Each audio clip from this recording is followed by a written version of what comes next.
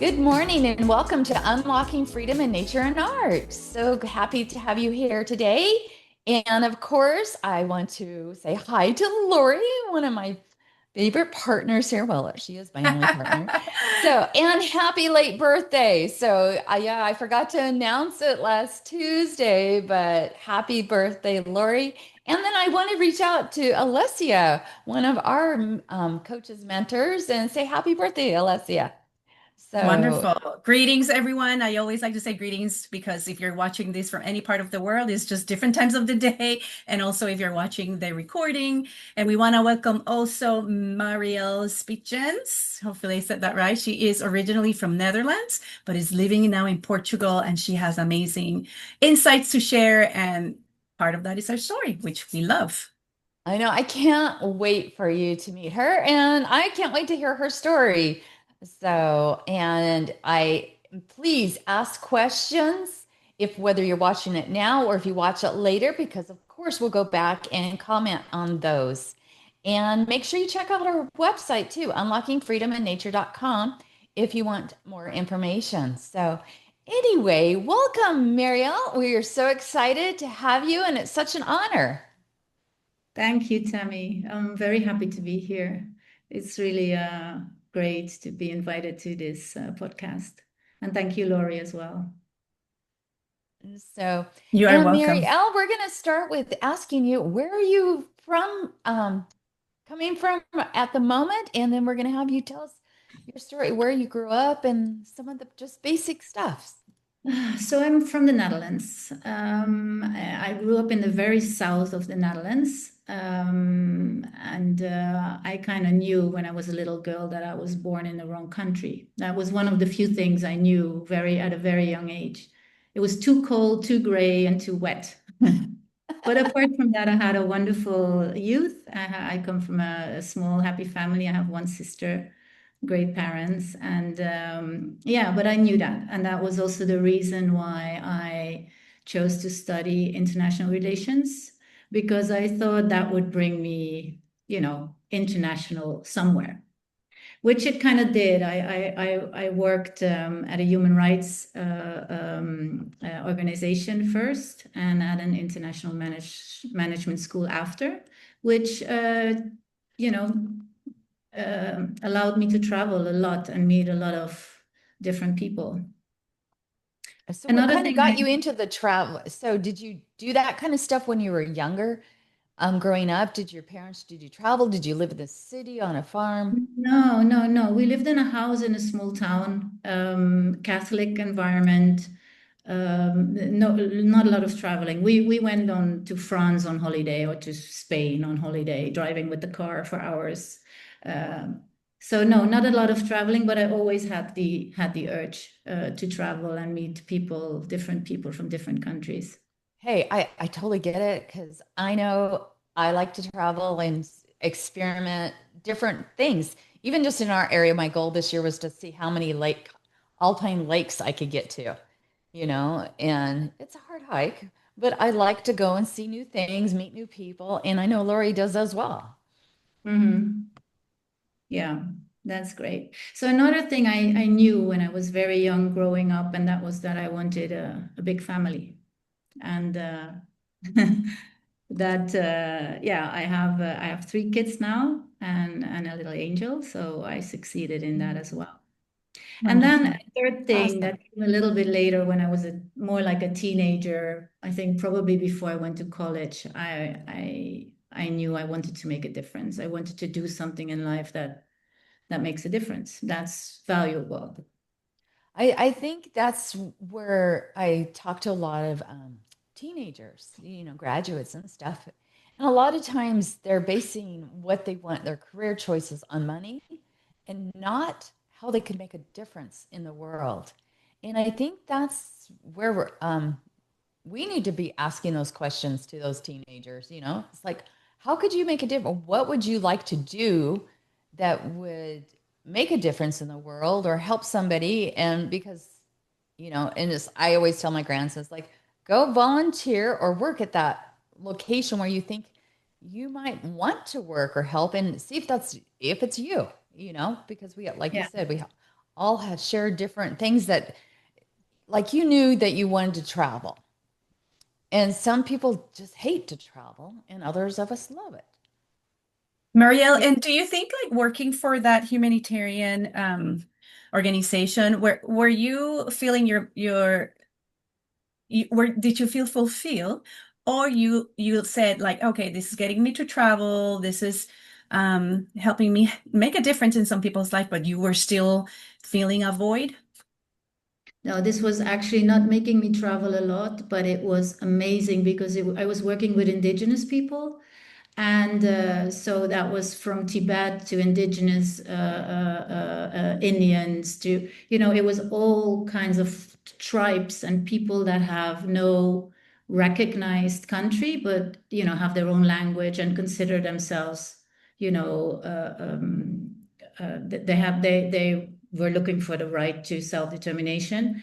And it was amazing to meet all these people and see how they live for a bigger purpose, which when I was in my early 20s was a beautiful thing to see because, where do you see that around? You see those people around you, but when you see them from all over the world, it was, yeah, I think it planted something in me that made me love people and want to work with people, and also think that in the end, doesn't matter where you're from and what's your background, we're all kind of the same. We need the same basic things like love and understanding and that kind of stuff. I So agree. We have Teresa watching live and love it, Teresa, that you're here. Hello, hello. We had her as our guest last week. She was amazing. So gotta watch that. Scroll down and watch that after you watch Marielle. She says travel opens up your mind to culture and experiences. And I love how you're saying that even though you were not traveling at that time, like Teresa says, meeting all these people from all these places still was opening your mind Yeah. to different cultures to a point where you thought, hey, we're all human. We have the basic needs. We need to be understood, and we need to understand each other. So tell us more. And Tammy, I'm sure you have more questions for Marielle. I do. And I was going to say, Marielle, I got to kind of experience for 13 years. I did basically part-time, even though it was considered full-time. I worked in property management and we worked with students from all over the world. So I got to experience all those different cultures because, you kind of become friends. You're kind of like their mom or boss or safety person because they would come in from other countries and a lot of times couldn't even speak English, Yeah. so but it was amazing. It was a good learning experience because I got to see it from I like to listen a lot, even though I know I talk a lot, but I like to actually listen so I can feel and see where a person is. I visualize a lot, so I can visualize their stories, if that makes sense. Yeah. It So does. I want to hear your story, and I know it's kind of a sad story, but I want to hear that story. I want to hear what's led you to where you are today. Okay, so as a young professional, I after my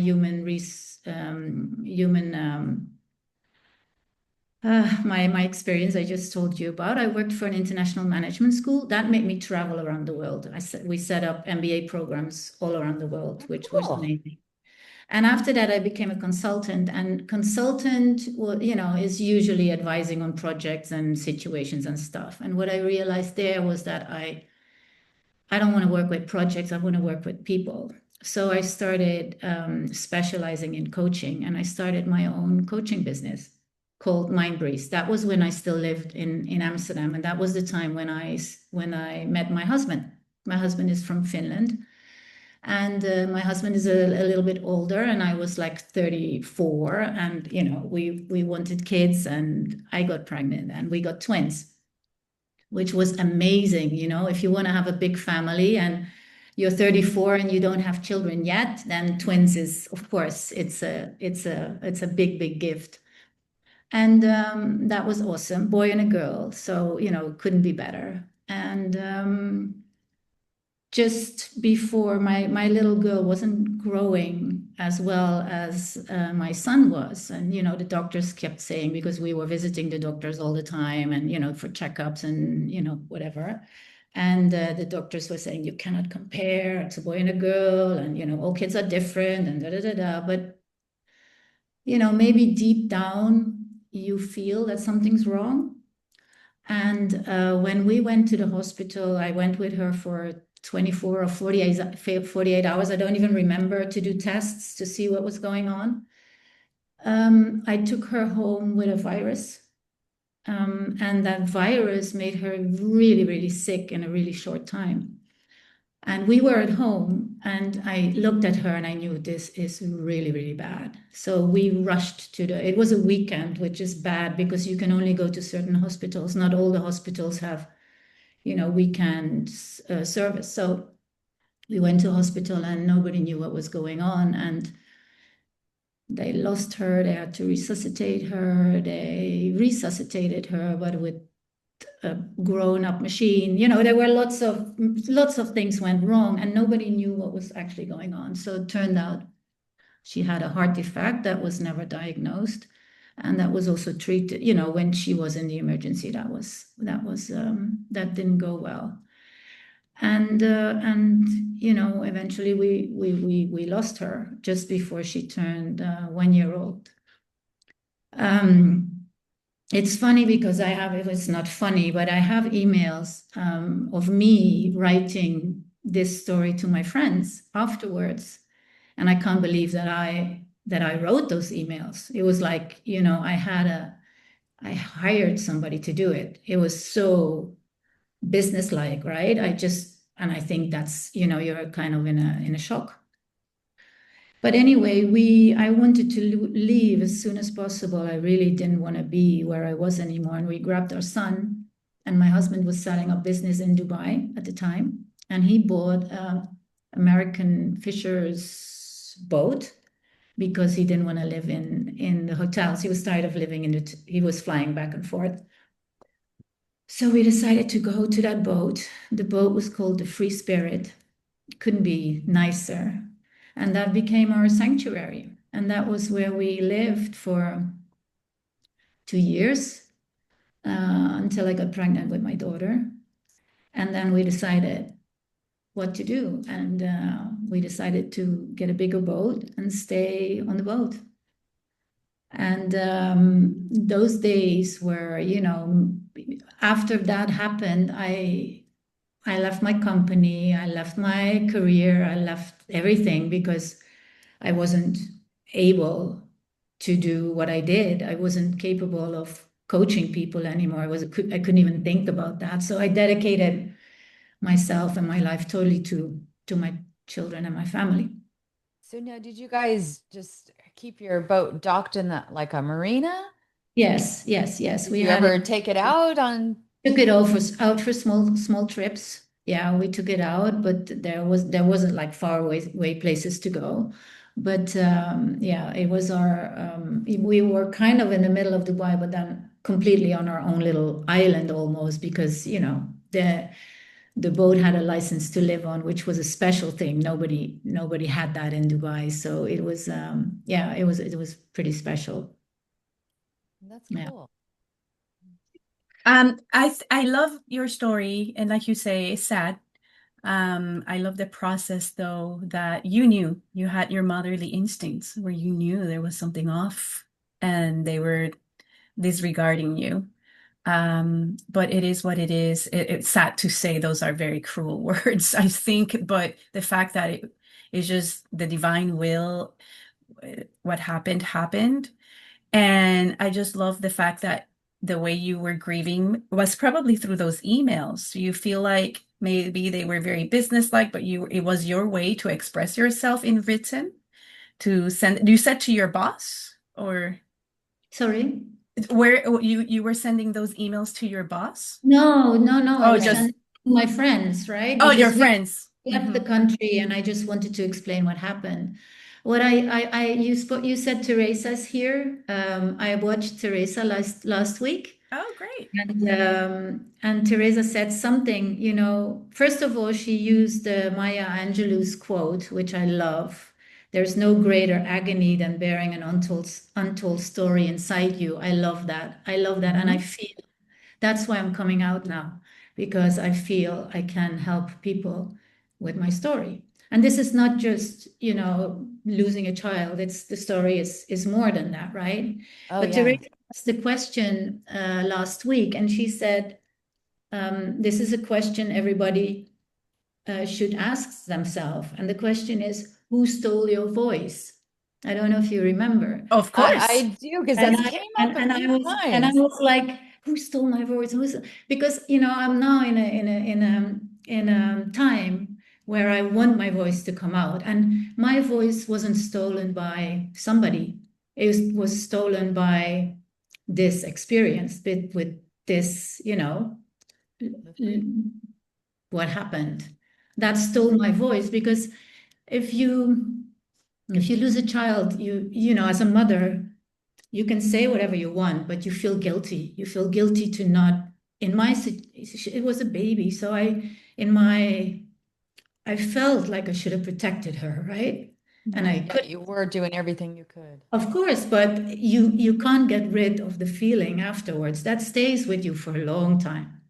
And therefore, if you talk about it, you almost make other people sad, or other people don't know how to react, or it's like it always creates an awkward situation when people don't want to be confronted with sadness, right? Because it's often uncomfortable.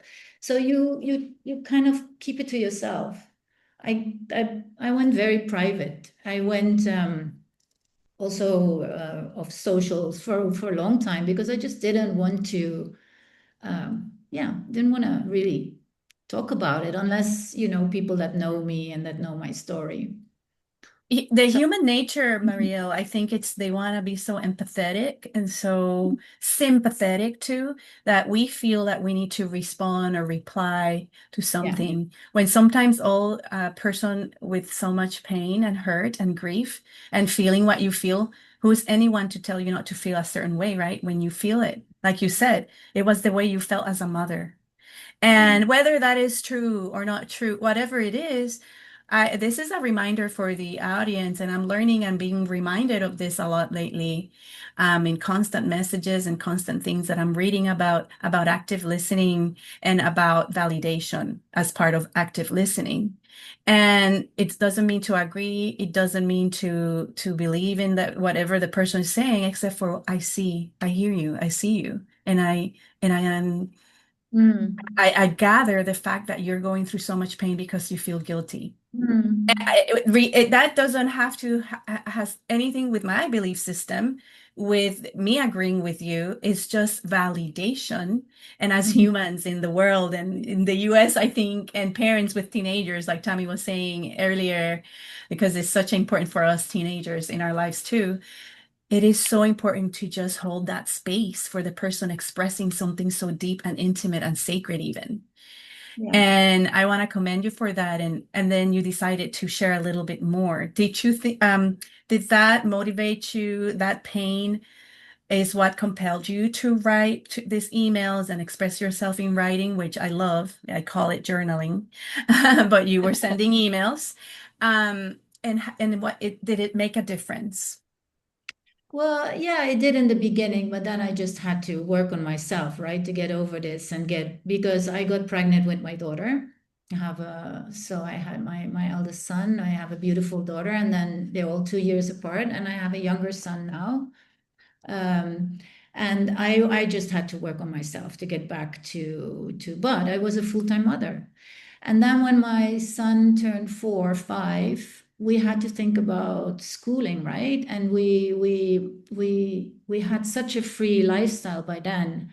We didn't live by the school schedule. We traveled whenever we wanted. We went to Europe whenever we wanted to see the family and the grandparents. We spent long summers in Europe. And school would have meant that we would have been stuck, right, to the schedule of the school.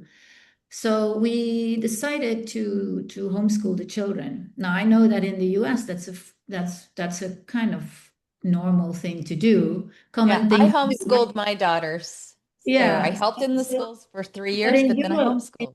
in Europe, it's not. It's actually, this is some time ago now, but it was actually illegal for Dutch citizens to homeschool their children. You could be fined, and all kinds of stuff would happen. So we officially moved to Dubai, and I started homeschooling, and I did that for 7 years on the boat with the kids, which was again, I was like 300% living for and with my family and my kids. Um, when they got a little bit older, they said, okay, now it's time for us to go to school. And then we decided, okay, not in Dubai. We go to, another country, a little bit more normal. And yeah, we decided to go to Portugal. And that's where my kids first went to school. Awesome. So, but I bet you probably did a lot of traveling, Yes, we did a lot of traveling. Yeah. which is great. So the kids got to experiment Yes. and see different Yes. places, which is awesome because I think that's where sometimes our education system fails, is because I believe kids need to experience and to travel to get out there so they can meet different people, see different cultures, you know, learn common sense skills, learn how to do things. And, because a lot of times what you see is parents, this is what I see here. I see some parents are just awesome and they do everything for their kids. They're always there. And the school teachers are awesome, right? But then I see some kids that all they do is, and when they're home, they're just gaming and on computers. Yeah. And they're not going, they live in town. They don't go outside ever. And they go to school and they just learn what they have to get by. And that's it. And I know our schools, a lot of them don't have the arts and different things like that. And it's really sad because I believe Mm. it to be a really good individual. I'm not saying good individual, but be well rounded. Yeah. You need to experience different things, be taught different things. Yeah. I know they cut a lot of the education things that, like when I was growing up, home ec, or shop. In some of the smaller towns, they still teach that, but some of the larger cities, they don't, and it's really Mhm. sad. So, but that's our culture here. And I know when I was started homeschooling our girls, I did it through a private school. But when we moved up here to Idaho, nobody homeschooled. It was like, what? You homeschooling? But it's, now everybody, a lot of people do. And my actually daughter teaches a homeschool thing online for Ah, homeschoolers through the okay. state. And, Yeah. so Yeah. Well, awesome because I think it's great. my circle back then in Dubai, I think the especially the mothers, they either thought that I was crazy to do that, to take that role on, or they thought, we were some kind of hippies who just, rejected, everything normal kind of. So yeah, there was not much in between. Well, I totally get that because everybody, a lot of people in our family thought I was crazy because my husband's side, a lot of teachers in this family, and they're like, "What? Why would you do that?" Yeah. And then we get to the statements, it's like, "Well, homeschoolers get lower grades," and it's like, "No, what you don't realize when we're teaching homeschooling." We actually make them do more than the average person, and their test scores had to be 80% or 90% and above. It's actually harder in ways, but yeah, and they learn some time management because they have to do their work. So they can Mhm. go do other stuff, Yeah. so Yeah. it is No. different. Yeah, my kids turned out really, really well.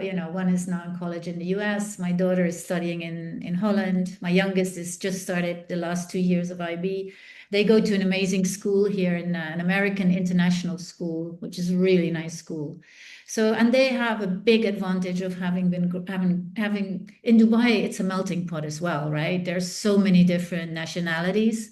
So to them, the sound of Russian or English or Indian or whatever, they recognize right away, where the people from, and there's nothing, it's all normal. So it's really nice.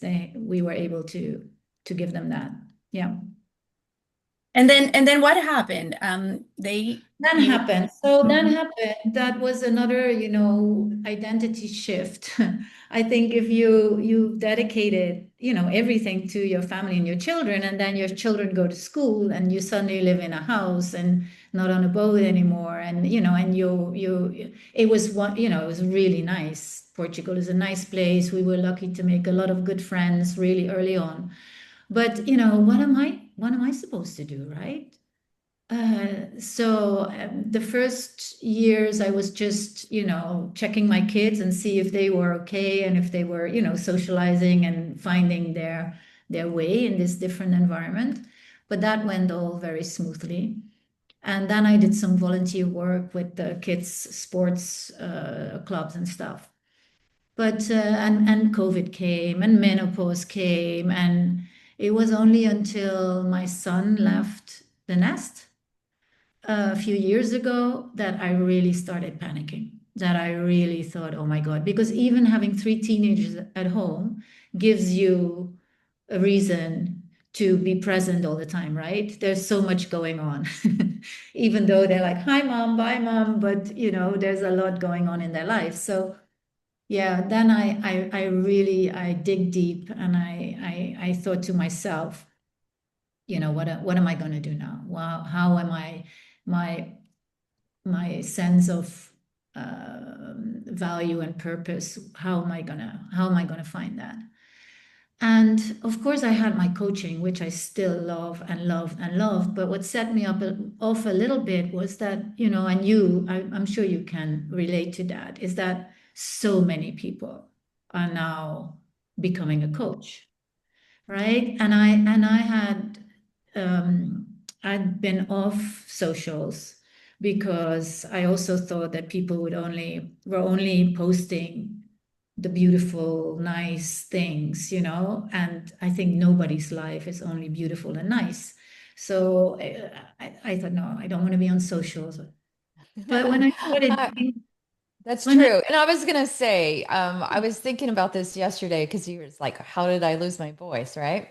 Well, I think there's a lot of people on social media and people are afraid to say that, hey, I'm going through this or this happened because there's so many mean people out there that go and say, get a life, or they say these mean, unkind words. And it's like, how could you? And it's like, if somebody does that to you, block them, delete them. yeah, Just know that if people aren't willing to listen, if you can't say this, like our grandmothers used to say, if you can't say something nice, don't say anything. yeah, yeah. No, Right? I agree. But then when you start thinking, and I think it's getting older is nice in that way because I think you start realizing that the only truth is inside of you, right? There's this inner voice, and your inner voice kind of knows. You can pretend you don't know, but there's a lot of knowledge in here. I'm 56 years old. I think I've lived an intentional life. So there's a lot, growth there. And I thought, who cares if everybody becomes a coach? I think that was my calling. I stopped it. I I had to, there was no other way, but I can still go back to it, right? And I can learn the new things that I have to learn now to do it online, but I can still do that. And I'm very lucky that I found a lot of women who support each other at that, and there's this group, and I think you know the group as well. It's amazing. It's so, Mhm. so, so nice. But so what I decided, when I decided, okay, I'm gonna go back into the direction of coaching. I started first with a quiet promise to myself, and that was to say yes to life again. And that came from the fact that I was um, becoming really a content middle-aged woman who likes to work in the garden with the pets, and and just be, live my little bit quiet life. Um, And I thought, you know what? I'm too young for this. I need to, yes, I'm content, but there's so much more out there. So I'm going to say yes more. Whatever comes, even if I don't feel like it, I'm going to say yes. And maybe I meet a new friend or I meet new people or I learn something interesting. So I started doing that. And after a few months, I think it was at New Year's or just after New Year's, I told my husband about it. I said, you know what, this year I'm going to say yes. And he was like, cool, go for it. I like that. And then I told my children. And then I told my best friends. And then I told my parents and my sister. And that kind of opened the way, you know, to do whatever.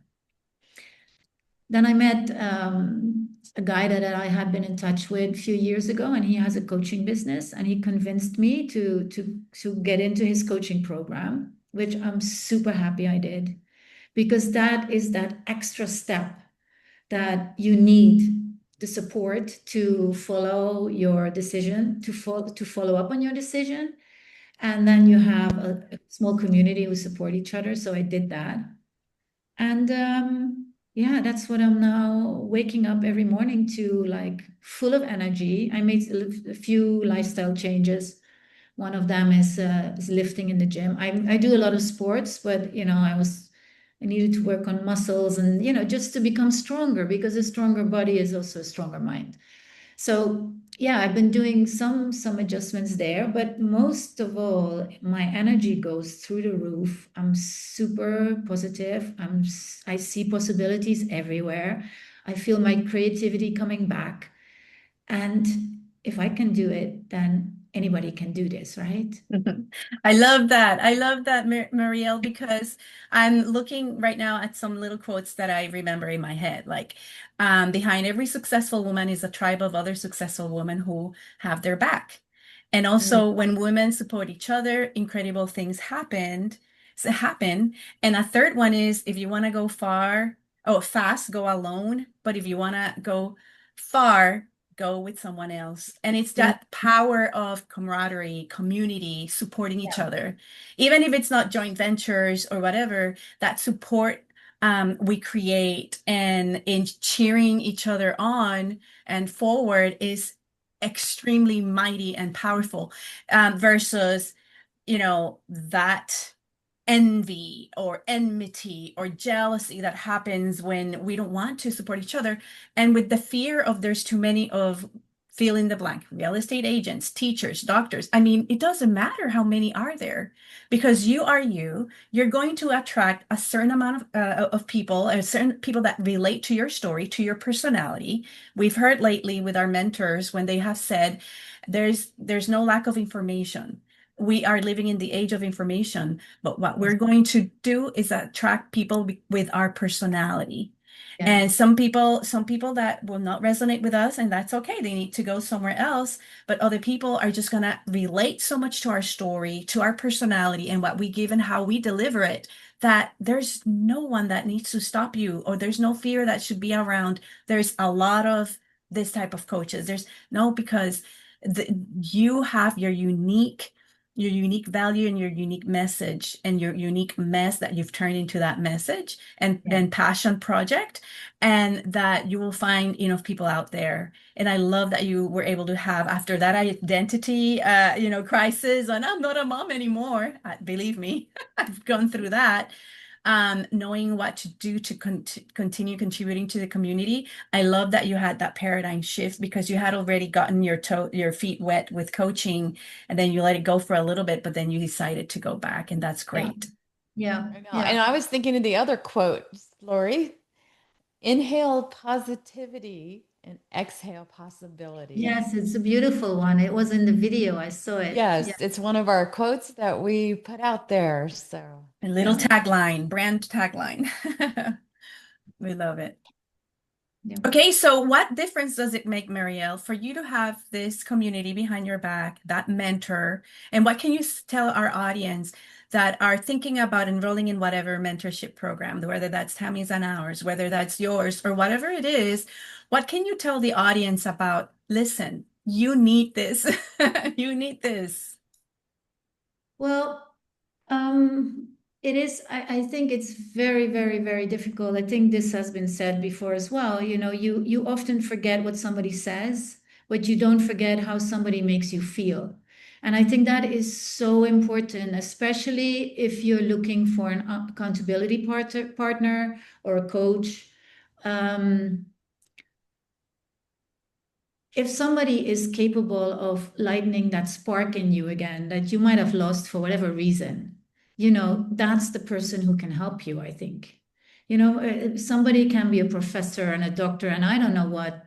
That doesn't mean that they know how to reach you, right? And make you move, because in the end, change doesn't happen if you don't move. We need the movement, we need the action. And for me, um, I trusted my coach who works with an American lady, and I trusted her already because he worked with her and I trust him. Trust is so important. Trust is so important. You need to believe and feel that the person you're reaching out to will do whatever it takes to help you in the best way possible. And because I'm just, I've just started a few months ago, and I don't mind doing this. I don't mind spending 3 times the hours on a person than I should, or that what I mean? Just I want to get it right for that person. And I think that's an important thing to look out for Well, when What it's you're kind of like looking at you. It's like, Marielle's traveled. She has the experience. You wouldn't hire somebody for the travel industry that's never gone step foot outside of their door, And so it's like the other coaching thing is, besides how they feel, how they make you feel, and you can trust them, is what is their experience? yeah, what's this? There's a lot of younger coaches, a lot of coaches out there who've never experienced anything. And if they've never been there and you've never been able to even see their work, or that they can't show you, probably not, that's probably a red flag. Don't hire them. But if they've been where you want to go, then that's a good one, pointing you to So the right I direction. yeah, I call it, and I really experienced this. Again, it's nice when you're a little bit older because you don't really see these things or think about them when you're younger. I think like the inner voice, who are you really inside? What are your values? What kind of person do you want to be? What kind of human do you want to be? It's so important to know, to know about that. And once you know about it, you can live like that and feel it, live it. And only then you get the alignment, right? Only then you feel like, or people call it like, then you get into the flow because what you send out is coming back to you. That's amazing. That is just amazing. I love this because I think you mentioned the importance of trust, right? Trust is important, you said. Yeah. And I think what you're saying right now, I call it a different thing. It's the same all around, but because you have to feel it, you have to live it. And I'm not sure that you're saying that as the coachee or the coach, but in the context of the coach, me as a service provider in this role, you said alignment, which I love that word too, but I find it's also important to state that it's out of integrity. Because like Tammy said, how is somebody going to coach you, encourage you to travel if they haven't gotten out their door? Or if you haven't gone through your own individual experiences that have allowed you to get not only destination in the world, but from point A to point B in life, in this journey that's so beautiful called life, where you have gone through so many experiences, you with your children, you with loss and grieving, and you with then determining and deciding to make and go on an adventure, right? And then decide to devote so much time to those you love with homeschooling, right? There's so much experience and wisdom and knowledge you gain out of those decisions you made in different circumstances in your life that how somebody will see your value, and because you walk the talk, I think people are gonna just be attracted to you. I want to say hello to KLS Fuerte. She's watching. She's saying, and Norma, we're so happy you're here watching, Norma. And she's saying, you give from your heart, Marielle, and that's so beautiful. I agree. I can see that. And KLS is also saying it is so important to listen to our inner voice, which you say, I love that too. You said there are true lies within, right? Is inside of us. And I call that light, the light within us, right? That we allow to get out to the surface. But sometimes I argue with my inner voice. So KLS has that. What can you tell to KLS about arguing with her inner voice, resisting that truth? Uh, that's funny. So, and I was gonna say, it's like I went on a hike that was very intense. It was 6 miles about uphill, but took 4 hours to get to the top of this mountain in Alpine Lake. It was a challenge, right? And I've had a lot of people writing, "Oh, that's so beautiful. I want to. Can I go on that hike that live in the area?" And I was like, only if you've been hiking, because it's one of those trails. It is not a starter hike, it is, and that's kind of like the experience we're talking about. Some things are for beginner. There, it's more level and flat, and you have to build up to get there. It's like, so as a coach or a mentor, we would never encourage you to go and, jump off, do a hike that you could get hurt or danger, or they'd have to life flight you out. It's like you have to build up sometimes. And as coaches, and Marielle, I know you're like this, and I know Lori's like this. As a coach, it's our job to guide you or tell you no on certain things, and that just brought up because this morning I've gotten, I don't know how many different texts asking about this hike. And it's like, my first question on this, have you ever even hiked this year? And they're like, well, no. And I'm like, no, you would not be able to do this hike. It was challenging for me. So, but anyway, and that's because of our experiences and your experiences, Marielle, with coaching, and Lori. We each have gone through so many experiences, and that's where we're good at, is through our experiences that we can teach, if That's that so makes true. sense. So, Marielle, what can you tell someone like KLS saying that she argues with her inner voice? Like, I'm not sure if you heard that question earlier. Like, what type of encouragement can you uh, provide that maybe KLS has her own way to finally stop arguing with her inner voice? But what's been your experience, or if she were your client, what would you tell her? Well, I wonder what she is arguing about, because that's important, right? I think sometimes your first reaction is to argue with your inner voice, but that makes you go deeper. You have to ask yourself these questions. It's not like the inner voice just tells you the truth all the time, because you're human. So you have to dig. You have to dig deep and test and see and be maybe ask critical questions to yourself. I love that. I love that. We know an exercise, some of us know an exercise called Yeah. seven level deep. And Yeah. that is a powerful exercise, because once you give an answer, basically you go to the next level. Why? Oh, because da da da da. But why? And then you keep digging and digging and digging until finally, hopefully, the truth gets out. Like, why do you feel as an imposter? Why do you think that you're not capable of this? And then you give your reasons or excuses or your story until you finally, like you said, I love that, Marielle. Thanks for the reminder to keep digging to try to finally find the truth. I love So that. I have a quick question for KLS. Is your book done? Your last one?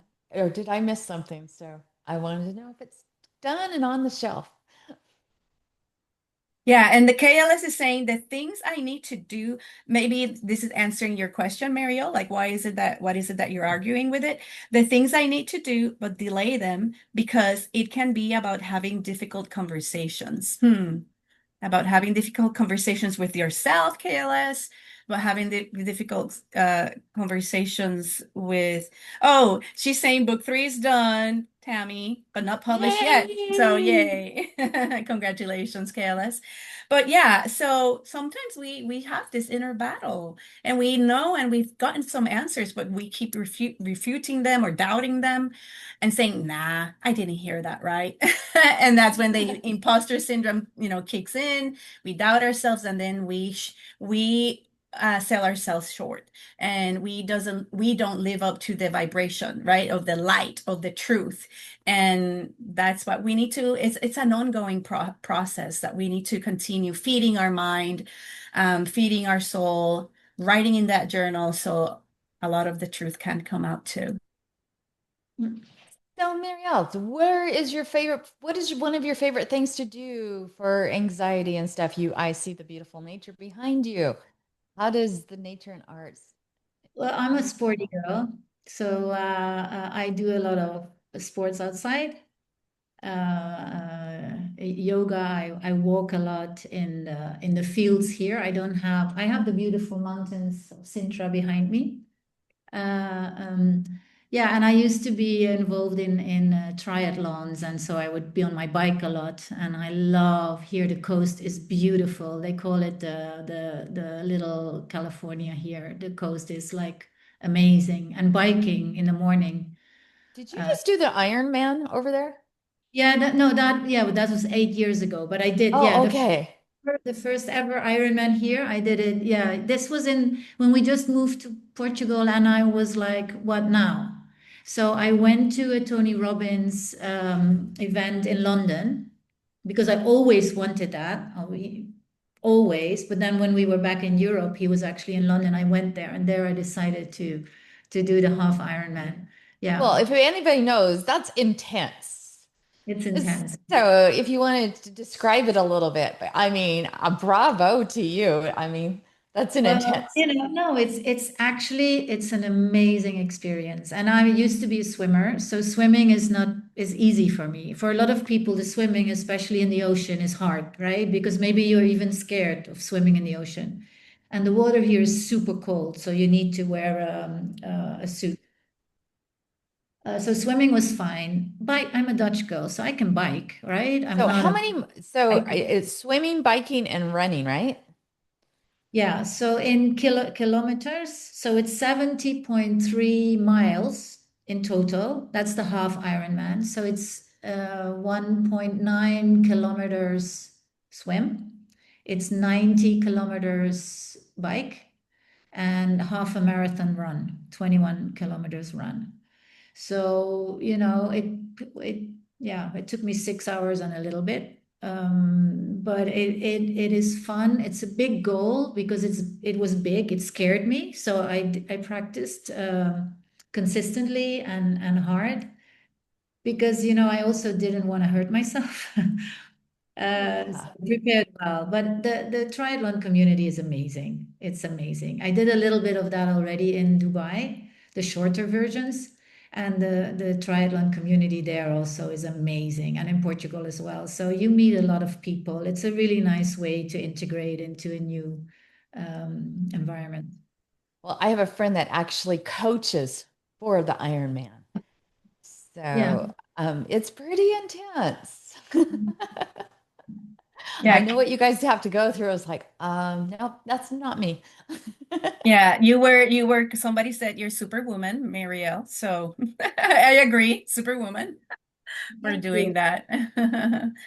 Okay, so time goes by so fast when we're having fun. We would like you to express yourself, maybe send out a encouraging closing remarks and message to our audience watching, but we certainly love having you.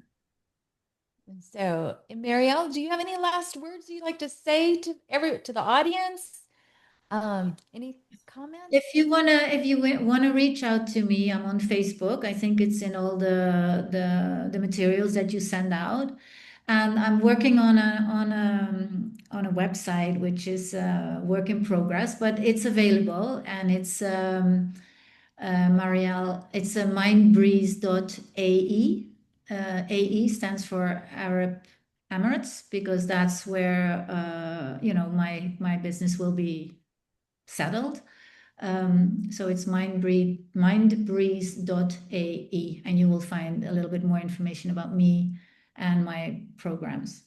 Awesome. You'll have to share it in our Monday marketing Okay, I will. material.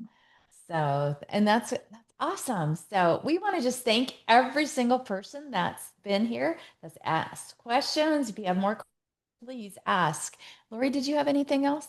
I am grateful that Marielle came and joined us, sharing wonderful insights and wisdom. And we'll see you next time. Guys, ladies, remember to share this amazing information. There's so much happening in the world that a little bit of a elevating message and at a higher level, like us, right, Tammy, with a lot of Right. positive insights is great for you to share. So do that freely.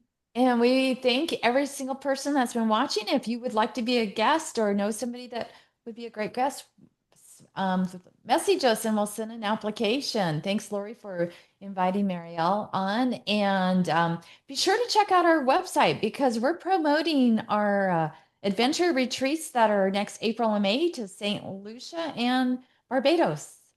Correct. So be Join sure us. to come Join on. us. Yes.